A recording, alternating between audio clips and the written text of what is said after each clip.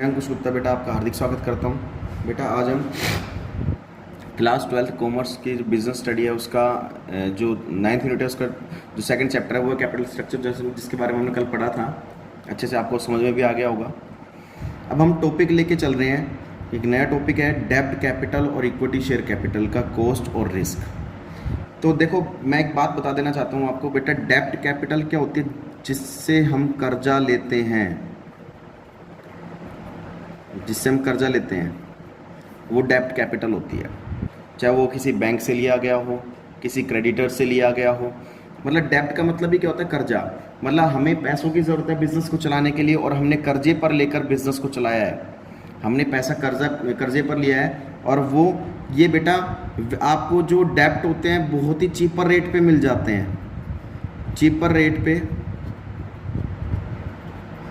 आपको पैसा मिल जाता है, लेकिन ये रिस्की बहुत होता है, रिस्की मोर।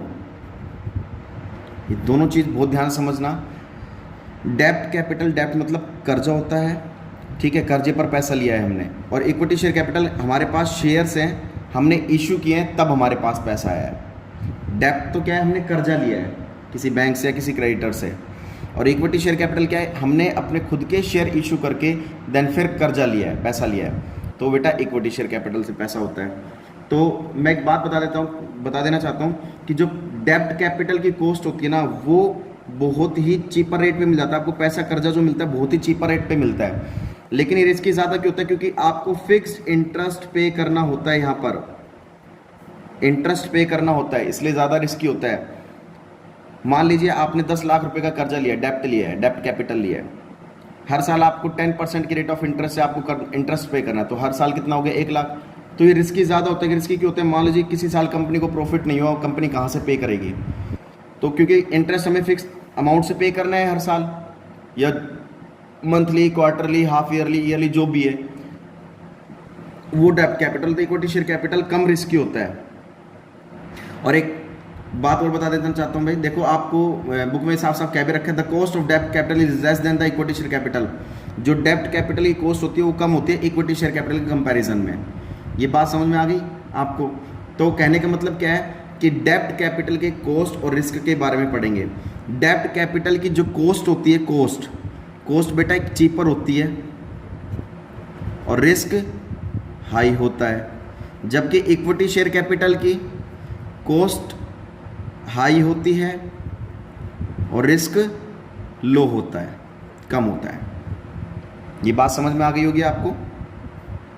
तो कहने का मतलब क्या है कि अब इक्विटी शेयर कैपिटल की कॉस्ट हाई की होती है, क्योंकि बेटा जब हमें शेयर इशू करना होता है तो हमें खर्चे भी करने होते हैं, प्रोस्पेक्टस भी इशू करने होते हैं। जो शेयर हमारे इशू करवाते हैं उनको अंडरराइटर्स को कमीशन भी देना होता है। जो बीच के ब्रोकर होते हैं जो हमारे कंपनी के शेयर्स इशू करवाते हैं, बिकवाते हैं मार्केट में, उनको कमीशन भी देना होता है। तो काफ़ी खर्चे हो जाते हैं हमारे।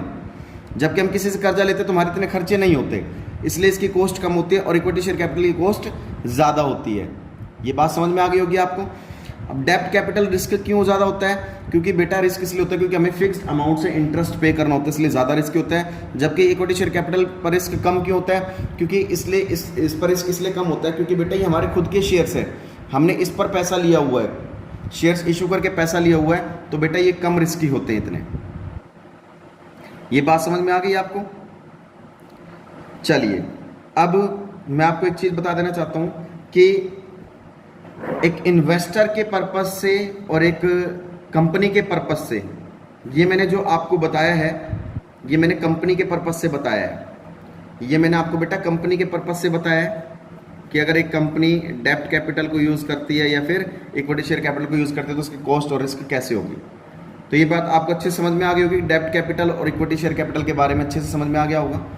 सेम एज इट इज़ बेटा डेब्ट कैपिटल और प्रेफरेंस शेयर कैपिटल की सिमिलैरिटी एंड डिसिमिलैरिटी पढ़ेंगे हम, कि सिमिलैरिटी एंड डिसिमिलैरिटी। अगर देखो एक यही केस अगर कंपनी की बजाय इन्वेस्टर के पर्पस से होता, अगर यही केस इन्वेस्टर के पर्पस से होता तो बेटा जस्ट अपोजिट हो जाता है। ये बिल्कुल अपोजिट हो जाता है इन्वेस्टर के पर्पस से ये, ठीक है।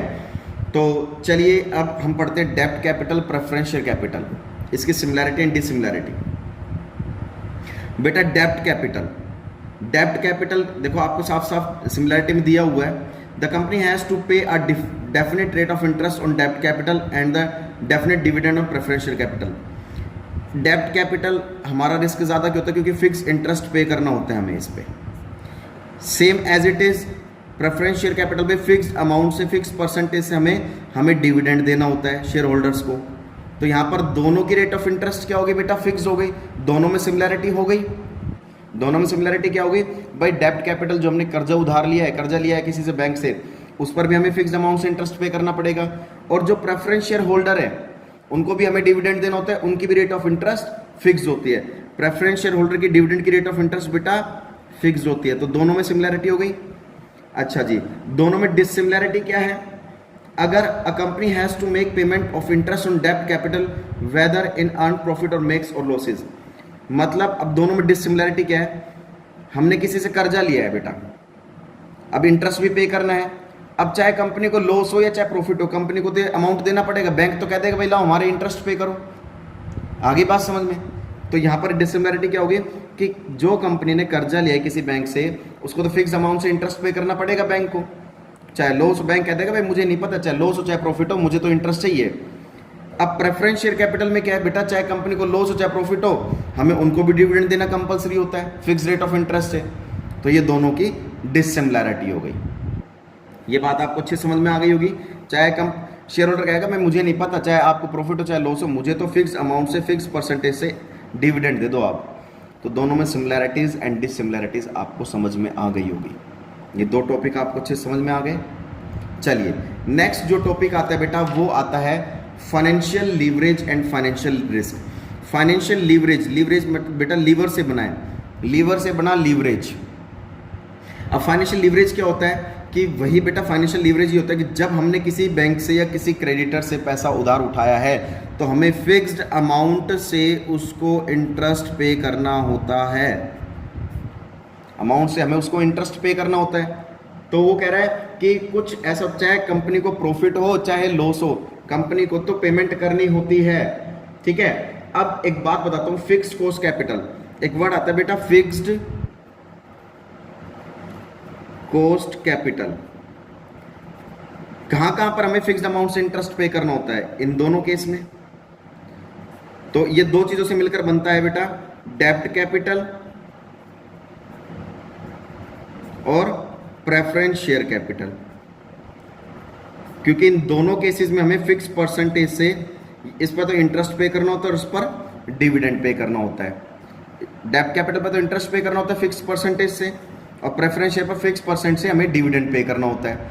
तो दोनों फिक्स अमाउंट होगी, तो दोनों मिलकर, इन दोनों से मिलकर क्या बन जाता है? Fix cost capital. ये बात समझ में आ गई।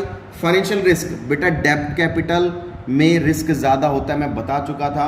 क्योंकि रिस्क इसलिए ज़्यादा होता है, फाइनेंशियल रिस्क का मतलब क्या होता है कि हम जब भी किसी से बैंक से या किसी क्रेडिटर से पैसा कर्जा उधार लेते हैं तो हमें फिक्स अमाउंट से इंटरेस्ट पे करना होता है। और रिस्क इसलिए ज़्यादा होता है क्योंकि बेटा मान लीजिए कभी किसी कंपनी को लॉस हो गया और जो उसे बैंक से कर्जा लिया है उस पर इंटरेस्ट भी पे करना है। अब लॉस के केस में मान लो नहीं कर पाई तो बहुत ज़्यादा रिस्की हो जाएगा। ये तो कंपनी उसकी एसेट्स को सील कर लेगी, सॉरी बैंक उसके एसेट्स को सील कर लेगा, कंपनी की एसेट्स को बेच के अपना पैसा रिकवर करेगा। तो डेब्ट कैपिटल फाइनेंशियल रिस्क का मतलब क्या होता है कि ये रिस्क बहुत ज़्यादा होता है इसके अंदर। इस केस में, दोनों केस में, चाहे वो डेब्ट कैपिटल हो चाहे प्रेफरेंस शेयर कैपिटल हो, दोनों का मतलब रिस्क का ये एक तरीके से रिस्क है ये दोनों में, क्योंकि इनको देना बहुत ज़रूरी होता है, चाहे वो लॉस के केस में हो चाहे फिर प्रॉफिट के केस में हो। तो ये आपका थर्ड टॉपिक भी हो गया। लास्ट आता है बेटा आपके सामने ट्रेडिंग ऑन इक्विटी, बहुत ज़्यादा इंपॉर्टेंट है।